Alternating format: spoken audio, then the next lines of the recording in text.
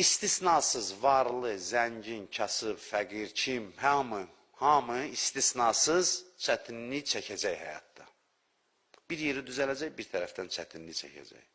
Çətinliksiz həyat heç kəs üçün müəssər olan bir həyat deyil.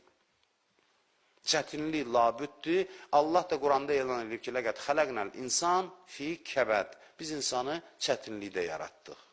Niyəsini də dedikdə təzdən qayıtmıram ona. Seçimlə bağlı dedik, qayıtmaq istəmirəm, hər dəfə vaxt almaq istəmirəm. Eyni zamanda çətinliklərin faydası nədir? Çətinliklər bizi inkişaf elətdirmək üçündür.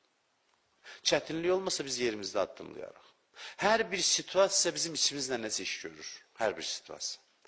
Hər bir xaricdə baş verən hadisənin içimizlə əlaqəsi var, o əlaqəni tapmaq lazımdır. Bu iş mənim başıma niyə görə gəldi? Hansı eybimi mənə tanıtdırır? Hansı zəifliyimi mənə göstərir? Bunlar mütləqdir. O əlaqəni tapmaq lazımdır. Çətinliklər eyblərimizi bizə tanıtdırır, eyblərimizi azaldır.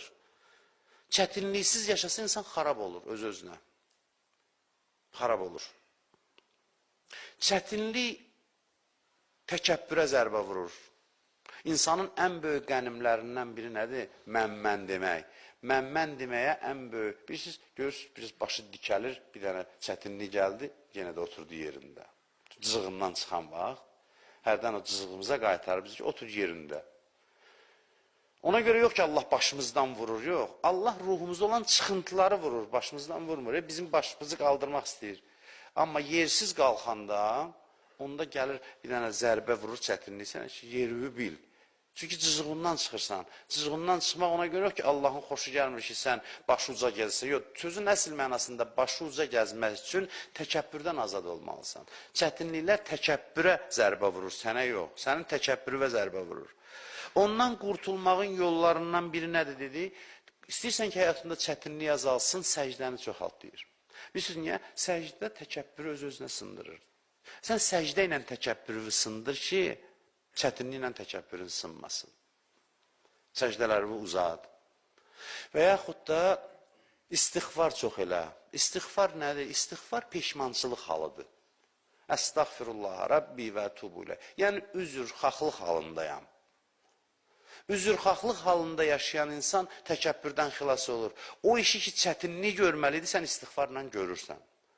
Çətinlik niyə gələcəkdir? Sənin təkəbbürü və zərbə vursun. Sən istiğfarla, üzrxahlıq eləmək, təkəbbürlü adam üzrxahlıq eləyəmir, dirəcəb eləmişəm. Sən deyəndə ki, bağışda ilahi, günahkaram, səhvim var, bu səni təvazö halı yaradır da bəla gəlməyinə ehtiyac qalmır. Allah deyir da özü könüllü istiğfar elədi də.